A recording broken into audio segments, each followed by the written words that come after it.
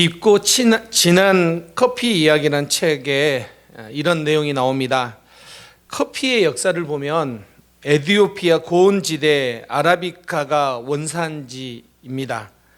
그런데 이 아프리카에서 시작된 커피는 오스만 투르크 제국으로 건너갔고, 술을 금하는 이슬람 사회에서 커피는 뜨거운 환영을 받았습니다. 커피가 기독교 사회로 진입하려고 할 때 커피를 이슬람 음료라고 하여 초반에는 배척을 했습니다. 기독교 입장에서 보면 커피는 악마의 음료고 사탄의 음료였습니다. 그런데 커피가 막상 들어오니까 이 커피를 마시는 일을 금지하는 것이 어려워서 일부 성직자들이 교황에게 청원을 합니다. 그래서 교황 클레멘트 8세가 커피 시음회를 직접 주재하게 됩니다. 교황은 커피를 처음 마시고는 이렇게 말합니다. 아, 참으로 감미로운 음료구나. 이것이 비록 이교도의 음료이긴 하지만 이것을 어찌 이교도에게만 마시게 할 수 있겠는가? 커피에 세례를 베풀어 악마를 바보로 만들고 기독교 음료로 하면 어떻겠는가라는 말을 합니다. 그리고 그 후 기독교는 커피를 금지하는 일은 없었습니다. 커피 애호가였던 고종이 선교사들과 커피를 자주 마셨다고 합니다. 한말 애국인 기록 사본에 보면 의료 선교사인 알렌이 궁중을 출입할 때 커피를 대접받았다라는 기록이 나옵니다. 이 같은 만남을 통해서 선교사들은 제중원, 세브란스 병원의 전신이죠. 제중원과 이하학당과 배자학당 설립을 고종에게 허락을 받았다는 기록이 있습니다. 여러분, 본질과 비본질이 있습니다. 이슬람 제국에서 먼저 커피를 마셨다고 해서 이것을 배격한다라는 것은 어쩌면 본질과 비본질을 구분하지 못하는 행위일 것입니다.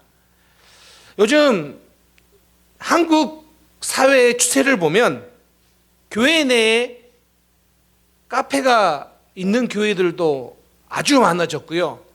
심지어는 카페 교회는 여전히 계속해서 많아지고 있는 추세입니다. 주중에는 카페로 커피를 판매하지만 주일에는 그 공간이 예배드리는 공간으로 변해서 그곳에서 예배를 드리는 그런 카페 교회입니다.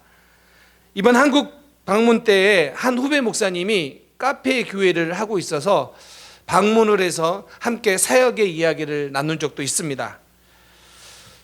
커피를 받아들이는데 한국 사회가 여러 에피소드가 있긴 했지만 커피는 이처럼 오늘날 다양하게 우리의 삶과 또 사역에 영향을 미치고 있는데 당시에는 이런 생각을 하지는 못했을 것입니다.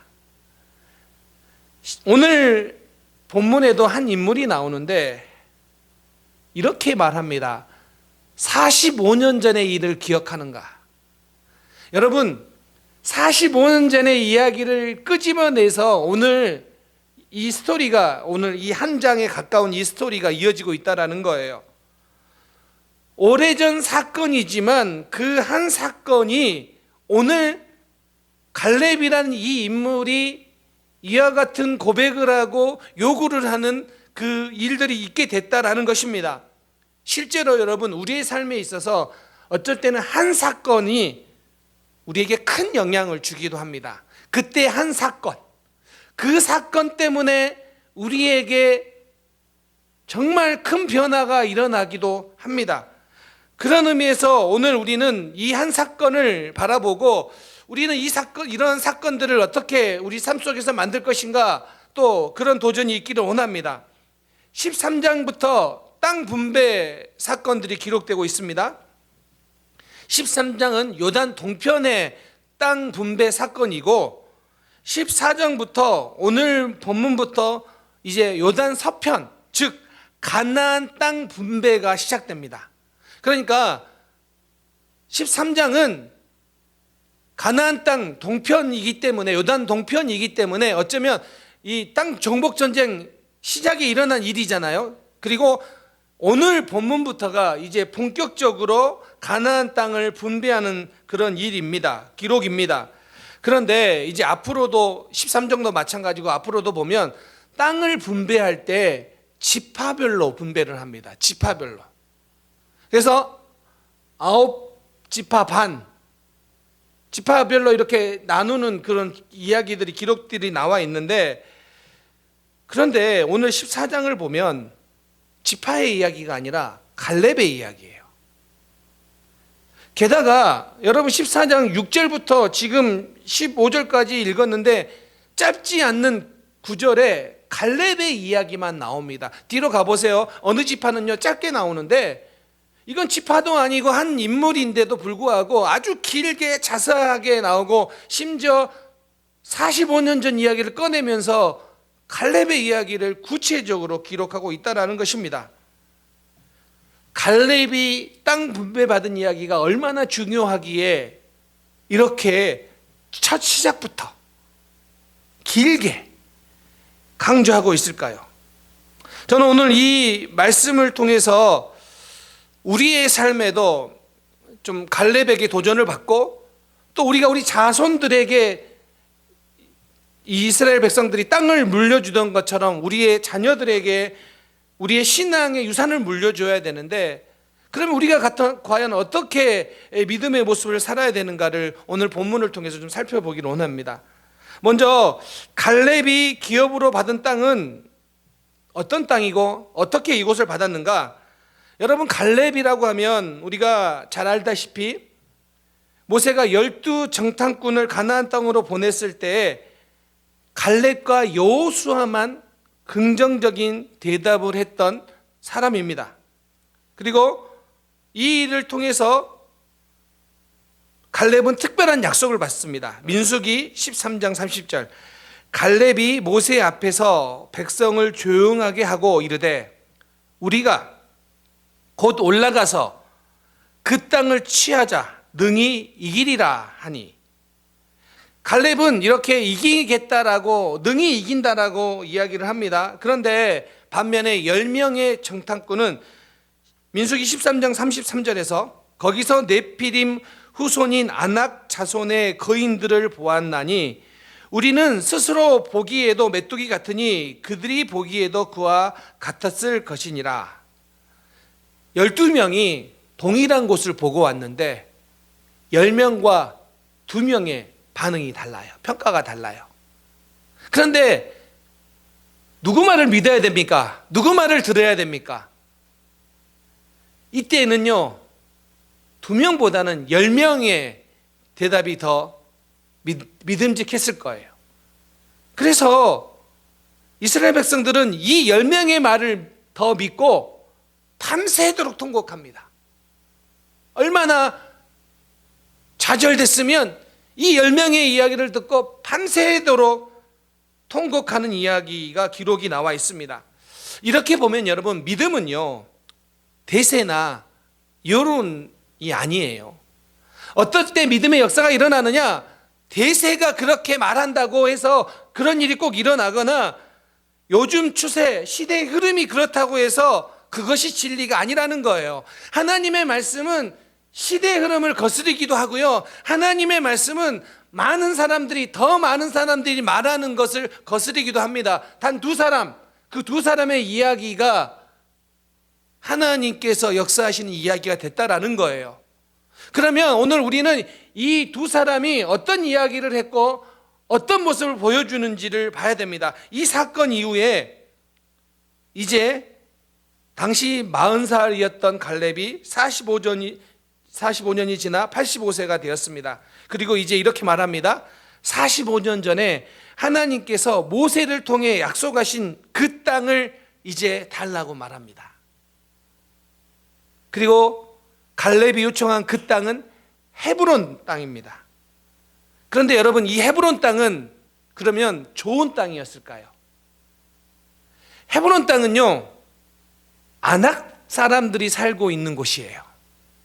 거인들의 종족이라고 하는 아낙 사람들이, 그때에도 그 아낙 사람들을 보고 우리는 메뚜기 같다라고 했던 그 거인들이 살았던 그 땅이에요. 그리고 산간 지역이에요. 그러니까 결코 좋은 땅이라고 말할 수 없어요. 그런데 여러분, 그때도 그 헤브론 땅은 강한 성이었고 아낙 조선과 같은 거인들이 살았고 여전히 지금도 그런 곳이에요. 그런데 왜 갈렙은 이 땅을 달라고 할까요? 사실은요, 이 땅을 분배받는다는 것은 단순히 그곳을 우리에게 배정받는다가 아니라 그곳에서 뿌리내려 살고 그 땅을 우리의 후손들에게 전해줘야 될, 상속해야 될 땅이기 때문에 너무 중요한 땅 아닙니까? 그러면 인간의 생각이면 당연히 비옥한 토지를, 더 좋아 보이는 것을 선정하는 것은 당연한 심리 아니겠습니까? 그런데 갈렙은 헤브론 땅을 요청해요. 헤브론 땅. 왜요? 분명히 갈렙의 나이나 위치적으로도 좋은 땅을 요구한다고 해서 말이 안 먹힐 만한 그런 상황은 아니에요. 1세대 중에서 여호수아 갈렙 빼고는요 다 광야에서 죽었습니다. 게다가 갈렙이 얼마나 중요한 사람으로 등장하면 성경에 갈렙이 기업에 대한 이야기가 3번이나 나옵니다. 그 정도로 중요한 곳이에요. 그럼에도 불구하고 편한 곳을 선택한 것이 아니라 비록 그것이 어렵지만 사명 있는 곳을 선택합니다. 하나님이 약속하신 곳. 지금 어느 것이 더 편한가, 어느 것이 나에게 더 유익한가가 아니라 하나님이 나에게 주신 사명, 그것을 선택한 거예요. 그래서 오늘 우리도 마찬가지 적용 가능하지 않겠습니까? 어떻게 하면 내가 더 편한가가 우리의 선택의 기준이 되어서는 안 됩니다. 하나님께서 여러분을 통하여 어떻게 선택해야지 공동체가 더 유익한가, 어떻게 선택해야지 하나님의 영광이 드러나는가, 어떻게 선택해야지 복음이 전해지는가, 이 기준을 가지고 우리가 선택한다면 오늘 갈렙의 선택과 동일할 겁니다. 그런데 사실 우리는 그러기가 쉽지 않아요. 가능하면 편한 대로, 가능하면 쉬운 대로. 그래서 젊으면 젊은 대로 교회를 섬기고 복음을 위해, 하나님 나라를 위해 수고하는 것이 어렵다고 하고, 나이가 많으면 많은 대로 또 나름대로 이유가 있다라고 말을 합니다. 그러면 갈렙은 어떤 시각을 가지고 있었기 때문에 그 헤브론 땅, 거인들이 살고 산간 지역인 그 헤브론 땅을 정복하기 쉽지 않은 땅을 선택했을까요? 민수기 13장 30절과 오늘 우리가 읽었던 본문에 그 힌트가 나옵니다. 자, 민수기 13장 30절에 이렇게 나옵니다. 우리가 곧 올라가서 그 땅을 취하자 능히 이기리라 하니, 능히 이기리라. 하나님이 함께 하시면 능히 이긴다고 합니다. 그리고 시간이 지났습니다. 45년이 지나 오늘 본문에도 이렇게 나옵니다. 하나님께서 나와 함께 하시면 내가 여호와께서 말씀하신 대로 그들을 쫓아내리다. 40세의 갈렙이나 85세의 갈렙이나 다 동일한 당당함이 있어요. 하나님이 함께 하시면 40세의 갈렙도 능히 이길 수 있고요, 하나님이 함께 하시면 85세의 갈렙도 능히 이길 수 있다고요. 그러면 오늘 여러분, 나이가 어리기 때문에 못한다, 나이가 많기 때문에 못한다, 이것은 우리 입장에서의 핑계이지, 갈렙을 바라보면 갈렙은 동일한 당당함이에요. 왜요? 왜 이렇게 당당할 수 있을까요? 왜 이렇게 믿음의 말들을 하고 선포를 할 수 있을까요? 저는 갈렙의 삶을 오늘 본문에 힌트를 성경이 우리에게 계속 주고 있다고 보여집니다. 자, 8절에서 갈렙의 삶을 이야기하는데 갈렙이 자신을 뭐라고 이야기하냐면 충성하였으므로 라는 말이 나와요. 9절 보면 9절에도 충성하였은 즉이란 말이 나와요. 그리고 14절에도 온전히 라는 말이 나와요. 온전히 하나님을 따랐다. 그런데 이 세 단어 히브리어 원형은 같아요. 말레라는 단어에서 나온 단어들이에요. 다 말레라는 단어가 똑같이 나와요. 이 말레라는 단어는 채우다, 가득 차게 하다라는 뜻이 있어요. 그런데 이것을 이렇게 봐야 돼요. 시간적으로, 공간적으로. 자, 그러면 시간적으로 하나님이 정해진 때에 완성하다, 가득 채워진다라는 뜻이고요. 공간적으로는요, 이것을 채우다예요. 그러니까 이 말을 직역하면 이런 말이 돼요. 갈렙은 여호와의 뒤를 가득 채웠다. 이게 충성하였다, 온전히 쫓았다라는 말이에요. 여호와의 뒤를 채웠다. 사랑하는 성도님들, 여러분의 시간을 무엇으로 채우고 있습니까? 여러분의 공간을 무엇으로 채우고 있습니까? 이 채운다, 하나님의 때에 차게 된다, 채우게 된다, 이 말이 충성하였은즉으로 온전히 쫓았다라는 말로 번역되고 있는데, 그러면 오늘 우리가 하나님께 충성하는 모습이 어떤 모습이에요? 하나님을 온전히 쫓고 있는 모습이 어떤 모습이에요? 우리의 시간을 무엇으로 채우느냐, 우리의 공간을 무엇으로 채우느냐, 그걸 살펴보면 우리가 하나님을 어떻게 따라가고 있는가가 나오고 있는 거 아니겠습니까? 여러분, 갈렙은 지난 45년 동안, 아니요, 더 길게는 그 40년을 포함하여 85년 동안 여호와를 온전히 쫓았은 즉 하나님께 충성했다라는 이야기입니다. 오늘 우리의 시간으로 무엇을 채우며 우리의 공간으로 무엇을 채우는가, 우리가 어떻게 하나님을 따라가고 있는가를 판증해 준다라는 뜻입니다. 여러분, 우리는요 자꾸 무엇인가로 채우려고 하는 존재예요. 그래서 하나님으로, 주님의 마음으로 주님을 따라 우리의 모습을 채우지 않으면 우리는 다른 것으로 채워요. 그래서 여러분 요즘은 심리적 허기란 말을 많이 쓰잖아요. 심리적으로 허기가 느껴지면 막 먹는데요. 배고파서 먹는 것도 있지만 그보다도 심리적으로 허기져서 먹는 경우가 많대요. 우리 다 경험해 보지 않았습니까? 저도 주일날 예배 다 끝나고 집에 가면 자꾸 이상하게 배가 안 고픈데 배가 고프게 느껴지고 자꾸 단 것을 나도 모르게 손을 잡아요. 어쩌면 이게 저에게 느껴지는 배가 고파서가 아니라 무엇인가 채우려고 하는 거 아니겠습니까? 여러분, 우리의 마음을 뭘로 채워야 되냐면 빌립보서 2장 5절에는 이렇게 말합니다. 너희 안에 이 마음을 품으라 곧 그리스도 예수의 마음이니. 우리 안에 예수의 마음으로 채워야 된다고요. 예수의 마음을 품으라고요. 그런데 여러분, 여기서 이 품으라라는 이 단어를 NIV에서는요 attitude라고 번역을 했고 ESV에서는요 mind라고 번역을 했어요. 그러니까 이런 거예요. 우리에게 무엇을 채워야 됩니까? 어떤 것으로 채워야 됩니까? 우리 안에 주님의 마음, 어떤 마음이요? 주님이 이웃을 향한 태도, attitude. 주님이 교회를 향한 그 마음, 그 정신, 그 정신으로 채우라고요. 즉 우리 안에 주님의 마음으로 채워서 우리의 시간과 공간을 채우면, 우리가 그렇게 살아가면 갈렙처럼 우리도 주님을 따라간다, 주님을 온전히 쫓는다 라는 고백이 나온다는 거예요. 사랑하는 성도님들, 여러분의 태도가, 이웃을 향한 태도가, 교회를 향한 태도가 주님의 마음처럼 주님의 마음으로 채워질 수 있기를 주님의 이름으로 축원합니다. 아멘.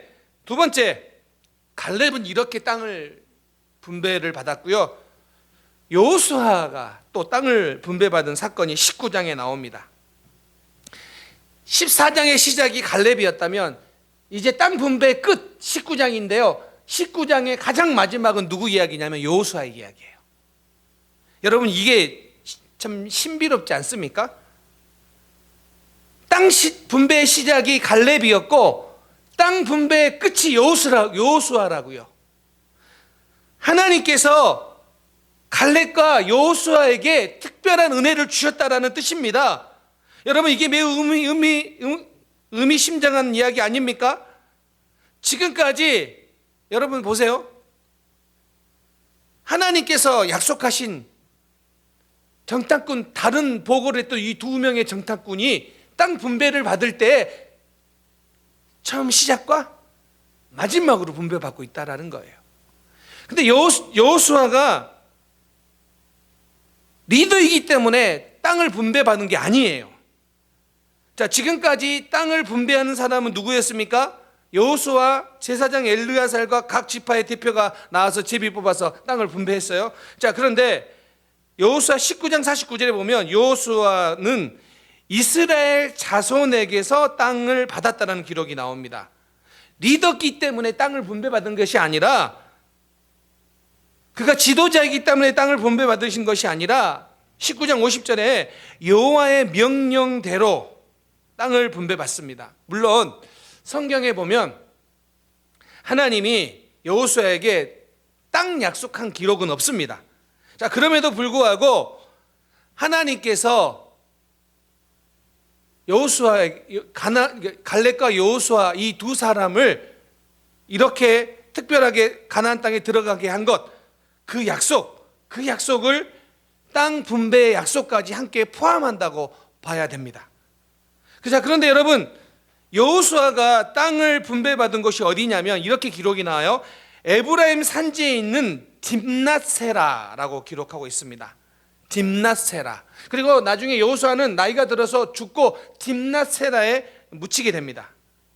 그럼 여러분, 딥낫세라는 어떤 곳일까요? 성경에서 여호수아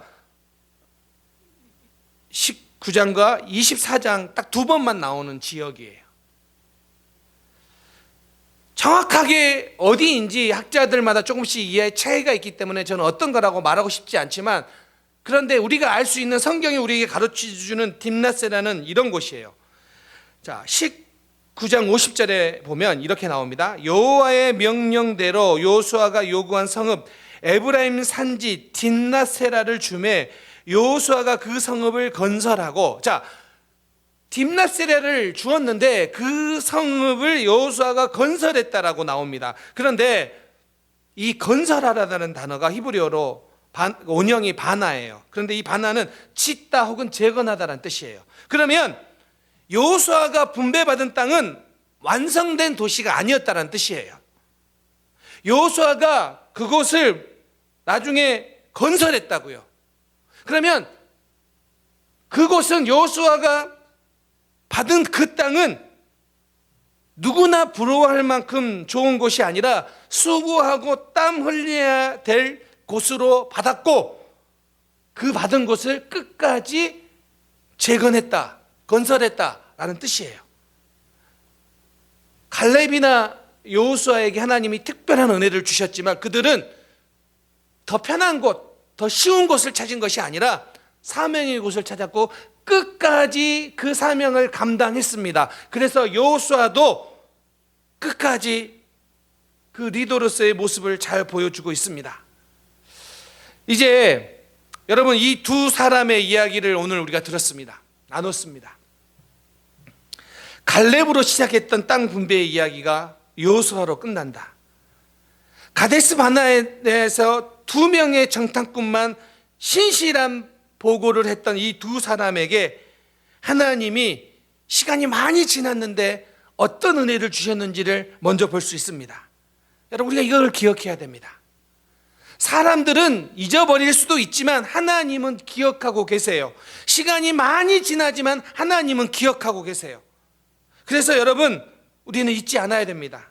이사야 49장 15절, 여인이 어찌 그 젖먹는 자식을 잊겠으며 자기 태에서 난 아들을 긍휼히 여기지 않겠느냐. 그들은 혹시 잊을지라도 나는 너를 잊지 아니할 것이라. 어머니가 자신이 낳은 아들을 어떻게 잊겠는가 라고 말을 합니다. 쉽지 않죠. 당연히 잊을 수가 없죠. 그런데 혹 어머니는 자식을 잊을지라도 하나님은 잊지 않으신다고요. 여러분, 이것이 여러분에게 도전이 되기를 원합니다. 우리가 기도하고 있는 것들, 우리가 소망하고 있는 것들, 우리는 잊을 줄 모르지만 하나님은 잊지 않으시고 역사하신다고요. 이 고백이에요. 저는 오늘 본문을 통해서 이런 도전을 받았으면 좋겠습니다. 세상은요 60부터래요. 인생은. 그런데 갈렙에게 적용하면 갈렙은 어쩌면 85세에도 내가 갈 수 있다라고 이야기를 해요. 여호수아는요, 제가 이야기했잖아요. 여호수아는 지금 땅 분배 사건이 여호수아가 110세에 죽기 때문에 100세 근처라고요. 자, 그러면 세상에 인생은 60%란 말은 어쩌면 성경적인 말은 아닌 것 같아요. 여러분, 아마 갈렙에게 적용했으면 갈렙은 이렇게 말했을 거예요. 인생은 85세부터라고. 아마 여호수아에게 적용했으면 여호수아는 인생은 100세부터라고. 여러분, 정말 중요한 것은 이거 아니겠습니까? 우리의 마음속에 주님을 향한 꺾이지 않는 마음, 갈렙과 여호수아에게 다 있었다고요. 우리 교회에서는요, 제가 이제 나이가 먹어서 이런 말이 좀 사라지기를 원합니다. 오늘 본문의 갈렙과 여호수아를 보면 이런 말을 할 처지에 있지 않아요. 사실 지금 오늘 우리가 기억해야 되는 게 이런 겁니다. 주님께서 주시는 마음이 꺾이지 않으면 그 사명 다할 때까지 하나님께서 사용하십니다. 이게 갈렙과 여호수아에게 보여주는 모습이에요.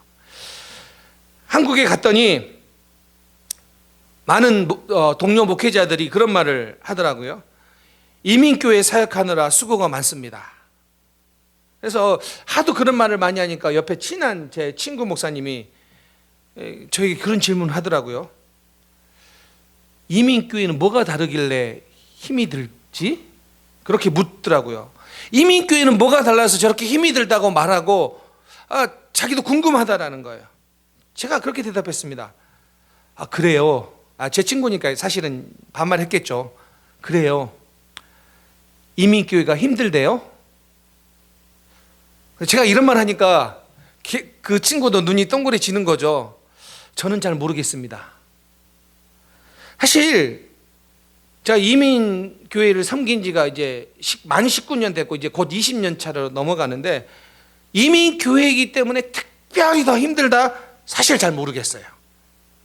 그런데 이렇게 생각해 보면 언제 사역하는데 힘드냐? 제 안에 사역에 대한 의욕이 꺾일 때, 마음이 꺾여질 때가 힘들더라고요. 그때가 힘들어요. 누군가가 없거나 환경이 이렇거나 그것 때문에 힘든 게 아니라 제 안에서 주님을 향한 마음이 식어질 때, 아니 사명을 감당하려는 마음이 자꾸 식어질 때가 힘들지, 그러지 않을 때는요 별로 안 힘들어요. 아니요, 어쩔 때 기쁨이 더 많아요. 여러분, 오늘 우리의 신앙생활 하는 것은 상황 때문에 힘들고 환경 때문에 어렵다, 그보다 어쩌면 우리 안에 있는 주님을 향한 마음이 식어졌기 때문에, 꺾여졌기 때문에 더 힘든 경우가 많다라는 거예요. 사랑하는 성도님들, 우리 주님을 위해, 주님의 하나님 나라를 위해, 주님의 영광을 위해 꺾이지 않는 마음이 여러분 가운데 샘솟기를 주님의 이름으로 축원합니다. 여러분, 우리 교회에 다른 건 모르겠어요. 그런데 주님을 향한 마음이 꺾이지 않기를 원합니다. 그 마음으로 주님의 나라를 섬길 때 하나님이 역사하시는 놀라운 일들이 일어난다라고 믿습니다. 이제 말씀을 마무리하려고 합니다. 살다 보면 분명히 힘이 들 때가 있습니다. 지쳐서 일어나고 싶지만 잘 되지 않을 때도 있습니다.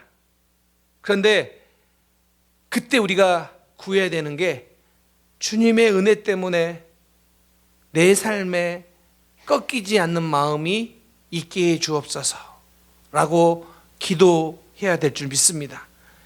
이사야 41장 10절은 말합니다. 두려워 말라, 내가 너와 함께 함이니라. 놀라지 말라, 나는 내 하나님이 됨이라. 내가 너를 굳세게 하리라. 참으로 너를 도와주리니 참으로 나의 의로운 오른손으로 너를 붙들리라.